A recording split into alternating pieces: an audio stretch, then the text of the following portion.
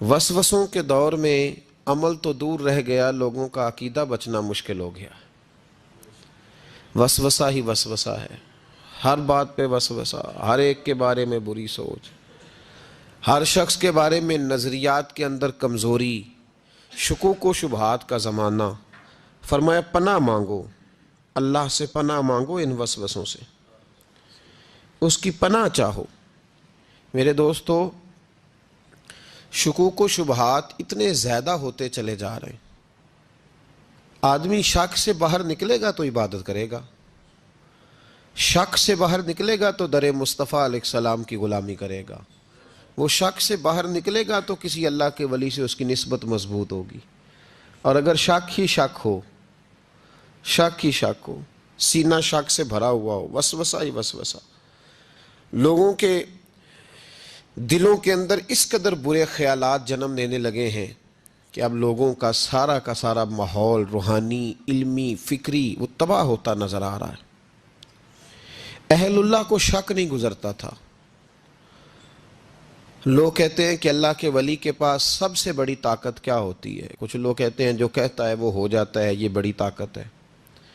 کچھ لوگ کہتے ہیں کہ اللہ تبارک و تعالیٰ کا ولی دنیا سے کٹا ہوتا ہے، یہ اس کی بڑی طاقت ہے۔ میں آپ کو درجنوں صوفیاء کی اور سینکڑوں اولیاء اللہ کے اقوال کا اگر ایک جملے میں نچوڑ عرض کروں تو اللہ کا ولی وہ ہوتا ہے جو وسوسوں سے دور ہو کے یقین کامل کی دولت پا چکا ہوتا ہے، وسوسوں سے بچ جاتا ہے، اس کا یقین تیقن مضبوط ہوتا ہے۔ یار لوگوں کا کام نہیں وسوسہ اندوزی کرنی، لوگ وسوسہ اندوزی کرتے ہیں وہ کریں گے، لوگ شک پیدا کرتے ہیں وہ کریں گے۔ تو اتنے کانوں کا کچا ہے کہ تو سب کی بات سنتا ہے، ہر ایک کی بات تیرے اندر آ کر کے جنم لیتی ہے اور ہر ایک کی بات تیری روح میں گزر جاتی ہے۔ یہ کیسے ہو گیا؟ اتنا کمزور ہے تو کانوں کا، جو آدمی آئے گا تو اس کی بات سن لے گا تو یقین کر لے گا۔ لوگ کہتے ہیں جی مجھے فلاں نے کہا تھا، اور یہ سارا معاملہ ہم نے ایمان، تیقن، یقین، صحبت کے بارے میں گڑبڑ کر لیا، ورنہ اپنی دنیا کے معاملے میں تو ہم آج بھی بڑے حساس ہیں۔ دنیا کے معاملے میں ہمیں وسوسے کوئی نہیں آتے۔ ایک شخص نے آ کے آپ کے کان میں کہہ دیا کہ تیرا 40 لاکھ کا مکان اچانک 30 لاکھ کا ہو گیا، تو مان لیتے ہو؟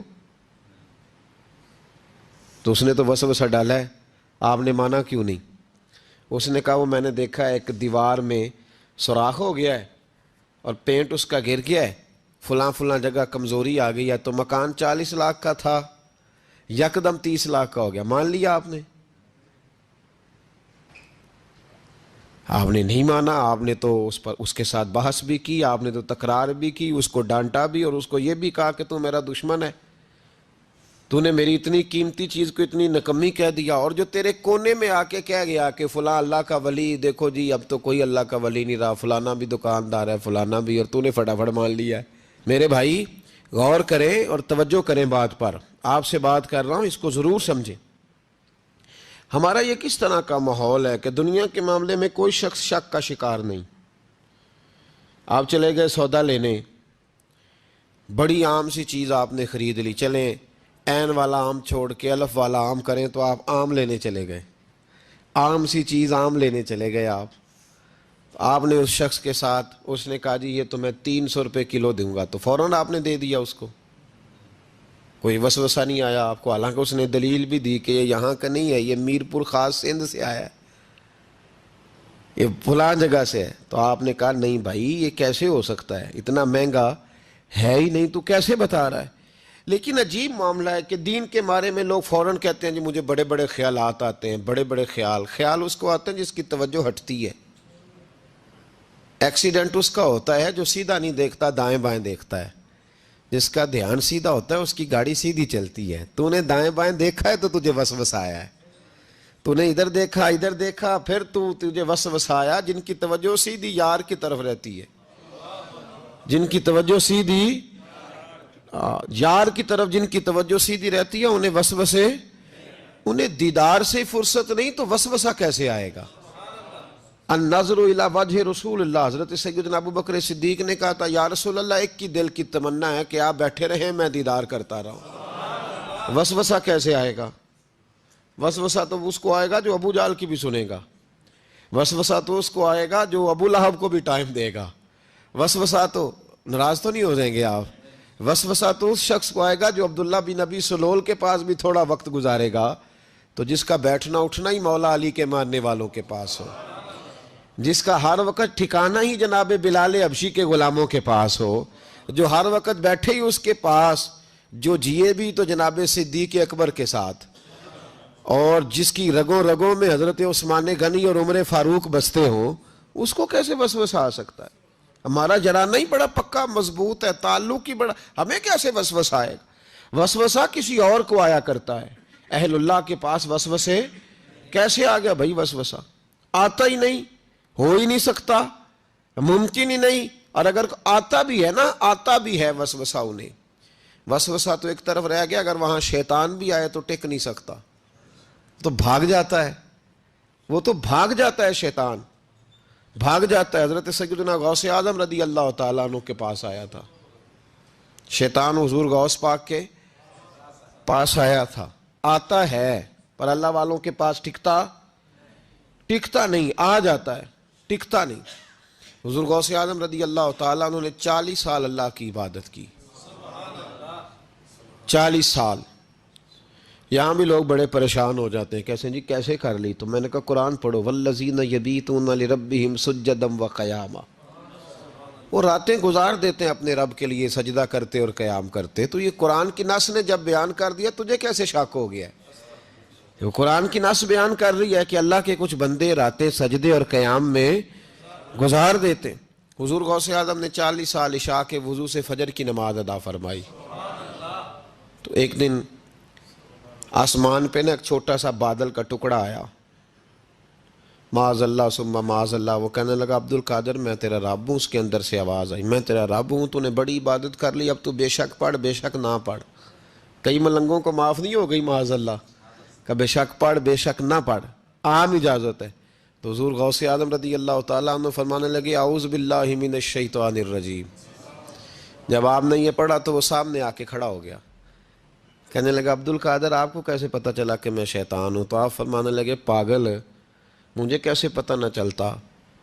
جس رب نے اپنے پیارے حبیب علیہ السلام کو نماز معاف نہیں کی، اس نے عبد القادر کو کیسے معاف کر دی؟ جب حضور کے لیے یہ حکم نہیں آیا کہ محبوب چاہے پڑھو چاہے نہ پڑھو، وہاں تو حکم آیا کہ محبوب تہجد بھی پڑھو، وَمِنَ اللَّيْلِ فَتَہَجَّدْ بِهِ نَافِلَةً لَكَ، نفع دے گی آپ کو، تہجد بھی پڑھے۔ تو ان کے لیے جب یہ حکم نہیں تو میرے لیے کیسے آ گیا؟ اب شیطان تھا نا، تو اس نے پھر ایک اور چال چلی، یہ باز نہیں آتا، ہم باز آ جاتے ہیں کئی دفعہ، اس کے پیچھے پیچھے چلنے لگ جاتے ہیں، لڑ کے تھک جاتے ہیں، وہ نہیں تھکتا، وہ نئی سے نئی چال، نئی سے نئی چال، اس کا نیا سے نیا روپ، من الجنت والناس، جنوں میں سے بھی اور اس کے نئے سے نئے روپ ہوتے ہیں۔ اس نے ایک نیا روپ دھار لیا، کہنے لگا عبد القادر 300 ولی میں نے اسی طرح گمراہ کیے، آپ چونکہ عالم تھے تو آپ کے علم نے آپ کو بچا لیا۔ تو غوث اعظم فرمانے لگے نئے روپ سے آئے ہو؟ کہنے لگا 300 میں نے گمراہ کیے، یہ تو آپ عالم تھے تو بچ گئے، آپ جانتے تھے تو بچ گئے، میں نے 300 گمراہ کیے۔ تو حضور غوث اعظم فرمانے لگے پھر گمراہ کرنے لگے ہو نیا روپ دھار کے؟ مجھے میرے علم نے نہیں بچایا، مجھے اللہ کے فضل نے بچایا ہے۔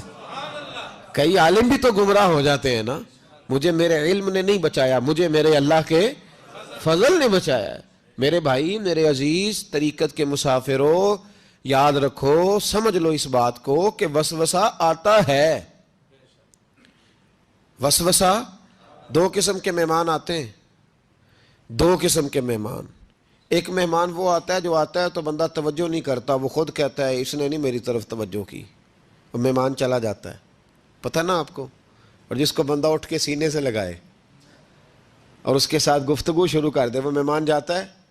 وہ تو بیٹھا رہتا ہے، وہ تو نہیں جاتا۔ تو وسوسہ آتا ہے، جو تو توجہ نہ کرے اس کا چلا جاتا ہے، اور جو سینے سے لگا لے، سوچنے لگ جائے، غور کرنے لگ جائے، اس کا وسوسہ بیٹھ جاتا ہے، اسی کے پاس رہتا ہے، دوستانہ کر لیتا ہے، کئی دفعہ تو بالکل مکان ہی ساتھ بنا لیتا ہے، ہر وقت کوئی نہ کوئی بات کان میں، ہر وقت کوئی نہ کوئی بات کان میں۔ کیوں وسوسہ آتا ہے؟ تجھے کیسے آ گیا؟ اس کا یقین کامل ہو اسے وسوسہ کیسے آئے؟ جس کی توجہ سیدھی ہو اسے وسوسہ نہ چھڑ یار دا بوہا. یہ تو بھئی تو اگر اندر رہتا، صحبت کے اندر رہتا، چھتری کے نیچے رہتا، تو پھر وسوسہ تجھے کیسے وسوسہ کس طرح تیرے پاس آیا؟ وسوسہ اس کے پاس آتا ہے جو وسوسے کی جانب توجہ کرتا ہے. بہت زیادہ لوگوں کو بدگمانی ہونے لگی ہے، بہت زیادہ وسوسے آنے لگے ہیں، بہت زیادہ خیال ہونے لگا ہے، بہت زیادہ توجہ ہونے لگی ہے. بڑی لوگوں کا معیار اس طرف جائیں، ہر چوتھا آدمی آ کے کہتا ہے برے خیالات آتے ہیں. کیوں بھائی برے خیالات آتے ہیں؟ کیسے آ گئے؟ ہمارا تو دل ہی ایک ہے، اور دل میں یار بھی ایک ہے، دوسرے کے لیے جگہ ہی کوئی نہیں، تو وسوسہ کیسے آئے گا؟ ہم تو اس کے دیدار سے ہی آج تک فارغ نہیں ہوئے، تو غیر کی طرف دیکھ کیسے لیا؟ یہ کیسے ہو گیا؟ ممکن کیسے ہوا؟ اپنے آپ کو سمیٹیں، ان وسوسوں سے اپنے آپ کو بچائیں، ان پر قطعی طور پر کوئی توجہ نہ دیں. اور اگر کبھی آ بھی جائے تو میں نے کہا کہ اس کو سینے سے لگانے کی ضرورت، اس کو جھٹک دیں، بات ختم ہو گئی. آ جاتا ہے وسوسہ، بڑوں کو آ جاتا ہے، وسوسے آیا کرتے ہیں، آیا ضرور کرتے ہیں. لیکن جو لوگ قابل ہوتے ہیں، جن کا ایمان مضبوط ہوتا ہے، جن کا تیقن مضبوط ہوتا ہے، ان لوگوں کے پاس وسوسے ہمیشہ رہتے نہیں. تو میرے بھائی، وساوس انسان کے وجود. اب وسوسہ نا ایک اہم بات اصلاح کی جو سمجھنی بڑی ضروری ہے، آپ کے لیے بڑی ضروری ہے. آپ نے یہ غور کرنا ہے کہ وسوسہ آتا کہاں سے ہے. کوئی نہیں سمجھ آئی آپ کو میری بات کی؟ نہیں آئی ہوتی تو آپ بڑی دور پہنچ چکے ہوتے. سردی بڑی زیادہ تھی کمرے میں، تو کہیں سے ہوا آ رہی تھی ٹھنڈی، تو اب ٹھنڈ بڑی لگ رہی تھی، تو بندے نے فوراً اٹھ کے بھلا کیا کرنا ہوتا ہے؟ نہیں وہ پتہ نہیں کتوں آ رہی، باری تھی تو ابھی گل ہی ہے نا جی. اگر تو الماری سے آ رہی ہے، کھڑکی سے آ رہی ہے، تو کس کو بند کریں گے؟ اور اگر دروازے سے آ رہی ہے تو جی، اور اگر چھوٹے بچے نے پنکھا چلا دیا تو جی، چل پنکھا رہا ہے، بندہ سارا دن دروازہ بند کرتا رہے. سمجھنا ہے آپ نے بات کو.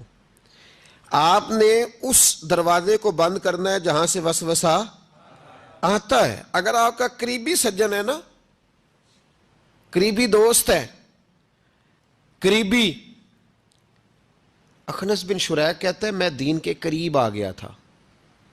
یہ دین کے قریب آ گئے تھے. کس طرح آئے؟ جن دنوں انہوں نے نبی پاک صلی اللہ تعالیٰ علیہ وآلہ وسلم کو شیب ابی طالب میں قید کیا ہوا تھا نا، تو اللہ کے محبوب علیہ السلام رات کو پہاڑ پر بیٹھ کر قرآن پاک کی تلاوت فرماتے تھے. کوئی اچھا قاری قرآن پڑھے تو دل کرتا ہے سننے کو، دل کرتا ہے یار تھوڑا سا نا اور پڑھ. ہاں جی، کوئی اذان پڑھ رہا تھا تو شاعر گزر رہا تھا، تو شاعر کا دل مچلنے لگا، کہنے لگا اور ذرا ٹھہر جا مؤذن، میرا دل دہل رہا ہے، اتنی جلدی ختم نہ کر یار، مجھے لطف آ رہا ہے، تھوڑے قصیدے اور پڑھ. تو کوئی اچھا قاری قرآن پاک پڑھے نا، اچھا قاری، تو بندہ مست ہو جاتا ہے. تو مجھے بتاؤ، جب یاسین والے رسول خود یاسین کی تلاوت کرے، جب مدثر والے محبوب کی زبان سے خود مدثر کے جملے نکلے، اور جب مزمل والے محبوب خود مزمل کا ذکر کرے، پھول جڑتے ہوں گے، کلیاں مہکتی ہوں گی، زمانہ سارا مہک و ٹھنڈک سے بھر جاتا. نبی پاک صلی اللہ علیہ وسلم پہاڑ پہ بیٹھ کے پڑھتے تھے رات کو، تو وہاں نا ابو سفیان بھی آ گئے سنتے سنتے، کیونکہ انہوں نے پابندی لگائی ہوئی تھی کہ کوئی بھی بندہ وہاں نہ جائے، سوشل بائیکاٹ معاذ اللہ کیا ہوا تھا، کوئی نہ ادھر جائے. تو سنتے سنتے ابو سفیان آ گئے. کہتے ہیں حضور قرآن پاک پڑھ رہے تھے تو مجھے لطف بڑا آیا سننے کا. تو وہاں ایک قریب جھاڑی تھی، تو ابو سفیان جھاڑی میں بیٹھ گئے. ساری رات نبی پاک نے قرآن پاک پڑھا، اور ساری رات انہوں نے سنا. ہمیں اتنا ذائقہ بات سن کے بھی تو آنا چاہیے نا. کہتے ہیں اب مجھے نہیں پتا تھا کہ اخنس بن شریح بھی کہیں آیا ہوا ہے. اس نے بھی، وہی بھی یہ دیکھنے آیا کہ کہیں کوئی وہاں آیا ہوا تو نہیں. وہ بھی کسی کونے میں جھاڑی میں بیٹھ گیا. حضور قرآن پاک کی تلاوت فرماتے رہے، وہ ساری رات سنتا رہا. ادھر سے کہیں ابو جال بھی آ گیا. پتھر دل تھا، پر میرے مصطفیٰ قرآن پڑھتے تھے تو کان اس کے بھی کھڑے ہو جایا کرتے تھے.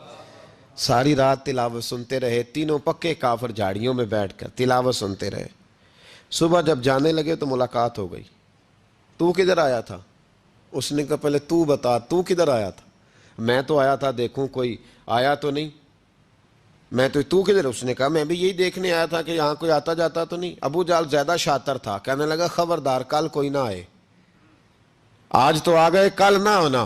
اللہ اکبر! لیکن جہاں دل لگا ہوتا ہے نا وہاں دل کھینچا چلا جاتا ہے، دل جہاں لگ جاتا ہے نا وہاں دل کھینچا چلا جاتا ہے۔ یہ دل کا بھی اپنا ایک معاملہ ہے نا۔ اب لگ گیا تھا قرآن پاک کی تلاوت سے، کہتے ہیں رات کو اپنی اپنی چارپائی پہ لیٹے، درد اگرچہ جان گزل ہے میں کیا کروں میرا دل ہے، غمیش کا اگر نہ ہوتا تو غم روزگار ہوتا، اور وہ مزہ آتش نے کہا تھا وہ مزہ دیا ہے تڑپ نے کہ میری آرزو ہے یا رب میرے دونوں پہلوؤں میں دل بے قرار ہوتا۔ تو کہتے ہیں کہ اگلی شام پھر آئی، وہی کیفیت، وہی انداز، وہی شوق، چارپائی پہ لیٹے پر کانوں میں وہ آواز رس گھولے، لیٹا نہ گیا، اٹھے پہنچے، لیکن آج جگہ بدل کے بیٹھ گئے تینوں۔ صبح ساری رات سنتے رہے محبوب کی تلاوت، صبح اٹھے تو پھر چوک میں ملاقات ہو گئی، تو کدھر آیا تھا، تو کدھر؟ ابھی بات ہونے۔ ابو جہل ذرا زیادہ شاطر تھا، کہنے لگا میں تو تم دونوں کا خیال کرنے آیا تھا، کہیں تم دونوں تو نہیں آئے، یہ دیکھنے کے لیے آیا تھا۔ اللہ اکبر!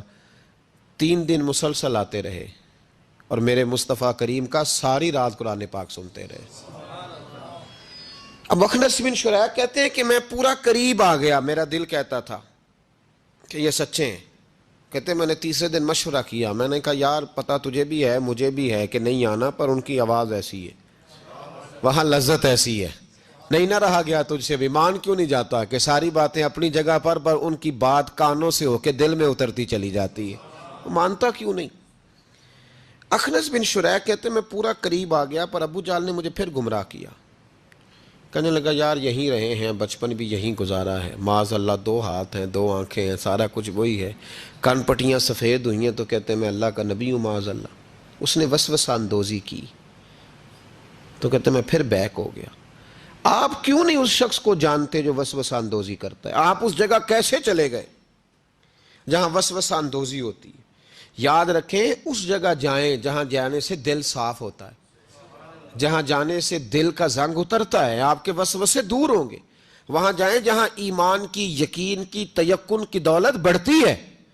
کیوں وہاں جاتے ہو جو بیک کر دیتا ہے؟ کچھ جگہیں ایسی ہوتی ہیں جو شکوہ ہی نہ کر لوں، شکوہ ہی نہ کر لوں۔ شکوہ یہ ہے کہ ہم پالش کرتے ہیں، پوری پالش کرتے ہیں، مہربانی کرتے ہیں، کچھ لوگ پھر جا کے صحرا میں کھڑے ہوتے ہیں، ساری ریت چڑھا کے دوبارہ آ جاتے ہیں۔ اماں بھی ناراض ہو جاتی ہے، اماں بھی بگڑ جاتی ہے کہ میں اجے انہوں آیا سی تو یہ تو کیا حشر کر کے آیا ہے۔ یار آپ سمجھتے نہیں کہ کتنی محنت سے سوارا، کتنی محنت سے نہلایا، کتنی محنت سے کپڑے بدلے، کتنی محنت سے غسل کرایا، کتنی محنت سے کنگھی کی، کتنی جد و جہد کے ساتھ تیرے بال سنوارے، تیرے روحانی ذائچے میں کتنی جد و جہد، تو نے قیمت ہی نہیں ڈالی، تو 2-4 دن گیا اور جا کے پھر سے زنگ چڑھا کے آیا۔ تو نے ہماری کبھی کبھی دل کرتا ہے پھر اماں کا بھی کہ 2 تھپڑ لگا ہی دوں، اس کو لگاؤں 2 تھپڑ، میری محنت کا تو نے کیا۔ تو وسوسہ اندوزی والی جگہ پہ کیوں جاتے ہو؟ کیوں گئے وہاں؟ تمہیں نہیں پتا تھا کہ وہاں نہیں جانا؟ سارے کپڑے میلے ہو گئے، ساری گرد پھر چڑھ گئی۔ خبردار، خبردار اپنے بزرگوں کی محنت کا خیال کرے، خبردار اس جگہ کبھی نہ جائیں جہاں جانے سے وسوسے پیدا ہوتے ہیں، ان جگہوں پہ کبھی نہ جائیں جہاں جانے سے ذہن میں شر اٹھتا ہے، اس جگہ پہ کبھی نہ جائیں جہاں اعلیٰ حضرت فاضل بریلوی، میرے اعلیٰ حضرت رحمت اللہ علیہ زندگی میں کسی کا قصیدہ نہیں لکھا، لیکن بدانیوں کے اس عالم کے قصیدے ہمیشہ لکھے جو انہیں ان کے مرشد کی بارگاہ تک لے کے گئے تھے۔ اس عالم کے بھی قصیدے لکھے، کہتے تھے میں تیرا بھی شکر گزار ہوں یار، تو نے میرے اوپر مہربانی فرمائی، میں تیرا بھی شکر گزار ہوں، من لم یشکر الناس ولم یشکر اللہ، میں تیرا بھی شکر گزار۔ اس آدمی کے قصیدے لکھے، مہربانی فرمائیں، وسوسوں والی جگہ سے ہٹ جائیں، اس جگہ سے ہٹ جائیں جو وسوسے پیدا کرتی ہے، جم جائیں اس جگہ پہ جہاں سے وسوسے دور ہوتے ہیں، یقین کی دولت ملتی ہے۔ گرد والے کام نہ کرو، خبردار۔ وسوسے اس شخص کو آتے ہیں جو بری جگہ پہ بیٹھتا ہے، جو بری سنگت میں جاتا ہے، اس کے ذہن میں سوال اٹھتے ہیں۔ میں نے بہت سارے ایسے لوگ دیکھے جو بری سنگتوں میں جاتے تھے تو گمراہ ہو گئے، اس لیے نبی پاک علیہ الصلوۃ والسلام نے پابندی لگائی ہے، فرمایا لا تصاحبوا الا مؤمنا، خبردار صحبت نہ اختیار کرنا سوائے اس کے کہ بندہ کامل مومن ہو، کامل مومن کے علاوہ کسی کی صحبت اختیار لا تصاحب، یہ وہی لا ہے جو کلمے میں ہے، لا الہ کوئی معبود نہیں۔ تو آپ مسند امام احمد بن حنبل کی اس حدیث کا کیا مطلب لیں گے؟ لا تصاحبوا الا مومنا، خبردار ان جگہوں پہ کبھی نہ جائیں جہاں جانے سے ذہن میں شر اٹھتا ہے، اس جگہ پہ کبھی نہ جائیں جہاں اعلیٰ حضرت فاضل بریلوی، میرے اعلیٰ حضرت رحمت اللہ، زندگی میں کسی کا قصیدہ نہیں لکھا، لیکن بدانیوں کے اس عالم کے قصیدے ہمیشہ لکھے جو انہیں ان کے مرشد کی بارگاہ تک لے کے گئے تھے۔ اس عالم کے بھی قصیدے لکھے، کہتے تھے میں تیرا بھی شکر گزار ہوں یار، تو نے میرے اوپر مہربانی فرمائی، میں تیرا بھی شکر گزار ہوں، من لم یشکر الناس ولم یشکر اللہ، میں تیرا بھی شکر گزار۔ اس آدمی کے قصیدے لکھے، مہربانی فرمائیں، وسوسوں والی جگہ سے ہٹ جائیں، اس جگہ سے ہٹ جائیں جو وسوسے پیدا کرتی ہے، جم جائیں اس جگہ پہ جہاں سے وسوسے دور ہوتے ہیں، یقین کی دولت ملتی ہے، گرد والے کام نہ کرو، خبردار۔ وسوسے اس شخص کو آتے ہیں جو بری جگہ پہ بیٹھتا ہے، جو بری سنگت میں جاتا ہے، اس کے ذہن میں سوال اٹھتے ہیں۔ میں نے بہت سارے ایسے لوگ دیکھے جو بری سنگتوں میں جاتے تھے تو گمراہ ہو گئے، اس لیے نبی پاک علیہ الصلوۃ والسلام نے پابندی لگائی ہے، فرمایا لا تصاحبوا الا مؤمنا، خبردار صحبت نہ اختیار کر سوائے اس کے کہ بندہ کامل مومن ہو، کامل مومن کے علاوہ کسی کی صحبت اختیار